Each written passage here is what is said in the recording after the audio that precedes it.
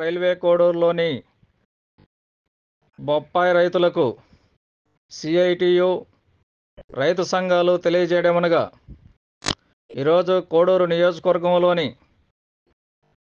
బొప్పాయి రైతులకు గిట్టుబాటు ధర లేక ఇబ్బంది పడుతున్నారు.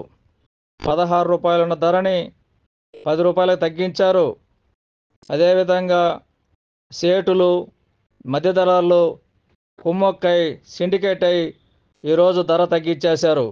కావున రైతులు దుక్కులు, ఎరువులు, పురుగు మందులు, కూలీలు, అదేవిధంగా అప్పు తెచ్చుకున్న వడ్డీలు కట్టలేక ఆత్మహత్యలు చేసుకునే పరిస్థితి ఉంది.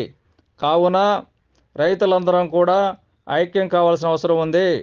ఈరోజు బొప్పాయి రైతులు ధరను గిట్టుబాటు కల్పించాలని మనం ఈరోజు ప్రభుత్వాన్ని కోరుతూ ఉన్నాము.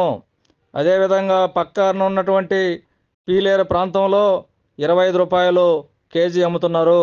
అనంతపురంలో 25 రూపాయలు కేజీ అమ్ముతున్నారు బొప్పాయి. మరి మనకెందుకు ధర ఇంత దారుణంగా పడిపోయిందో చెప్పాలి. కాబట్టి మధ్య దళాల కమిషన్లకు కుక్కుర్తపడి రైతులకు మోసం చేస్తున్నారు, అన్యాయం జరుగుతుంది. కాబట్టి మనం అందరం కూడా ఐక్యమై 26వ తేదీన ఉదయం 6 గంటలకి కోడూరు టోల్గేట్ దగ్గర ఉన్నటువంటి వెంకటేశ్వర స్వామి టెంపుల్ దగ్గరికి ప్రతి రైతు బొప్పాయి రైతు చేరుకోవాలని ఈ సందర్భంగా మీకందరికీ విజ్ఞప్తి చేస్తున్నాం.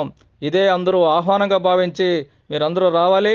మనం ఉదయం 6 గంటలకు వచ్చి మనం ధర్నాను శాంతియుత పద్ధతిలో ధర్నా నిర్వహిస్తున్నాం. కాబట్టి మనకందరూ కూడా సిఐటి సంఘము, ఆంధ్రప్రదేశ్ రైతు సంఘము సంపూర్ణమైన మద్దతు ఉంది. కాబట్టి ఇప్పటికే మనము ఈ స్టేట్మెంట్ ఇవ్వడం ఫలితంగా 10 రూపాయల నుంచి 11 రూపాయలు, 1 రూపాయి మాత్రమే పెంచారు. మనకి ఇది గిట్టుబాటు కాదు. 25 రూపాయల ధర పెట్టాల్సిందే, 25 రూపాయలు పెట్టి ధర కొనగాల్సిందే.